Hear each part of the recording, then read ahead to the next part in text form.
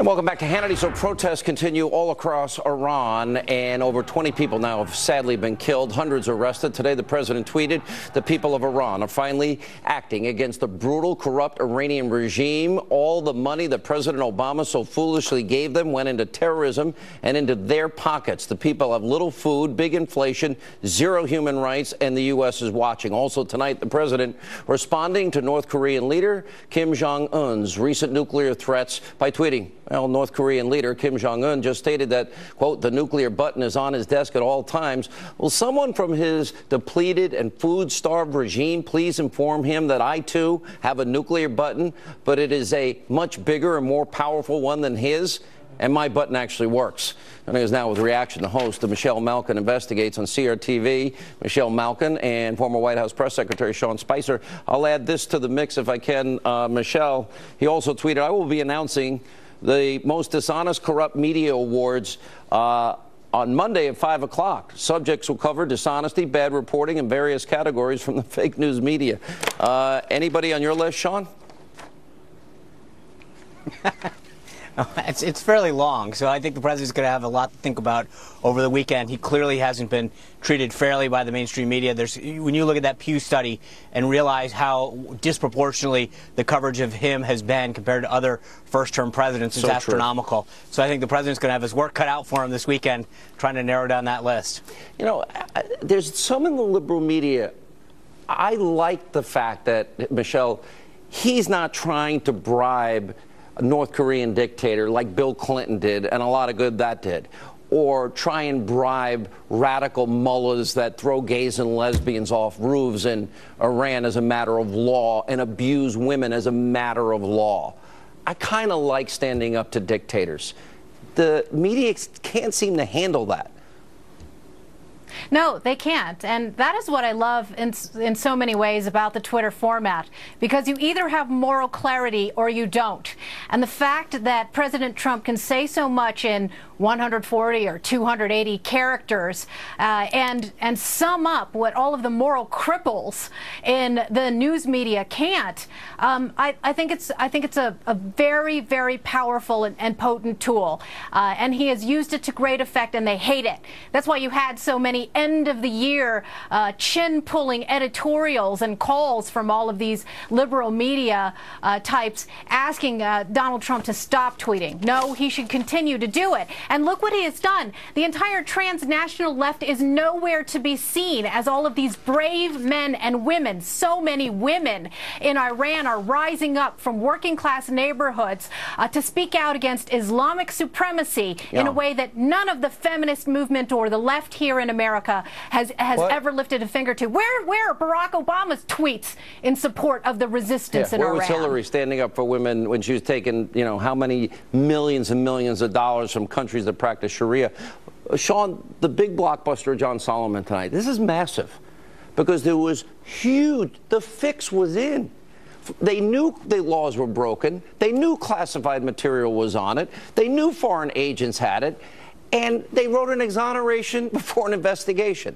Now, if this was Donald Trump, what would the reaction be?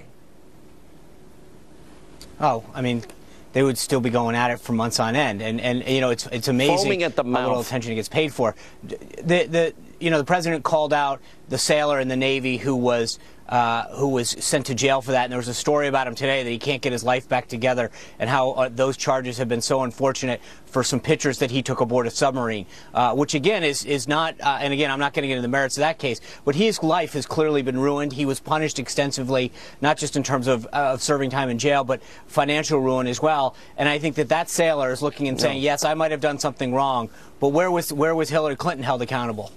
You know, so Michelle, I know I don't have enough time tonight. I was watching you on JetBlue yesterday morning. I think you had a half-hour monologue on the show. It was great. I wish I had the time to give you, but I want to get your thoughts.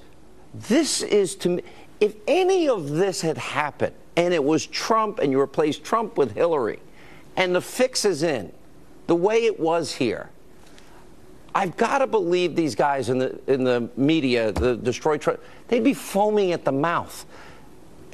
I just have a hard time understanding their lack of any fairness at this point, and they're totally gone in the tank for the Democratic Party.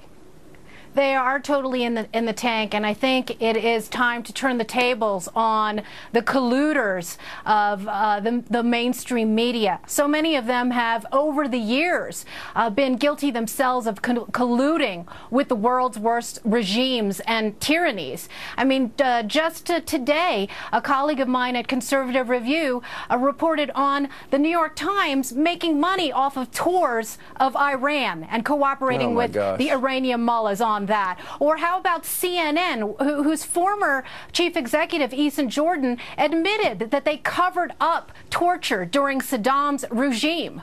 Yeah, these people have blood on their hands. They are stained by their own collusion.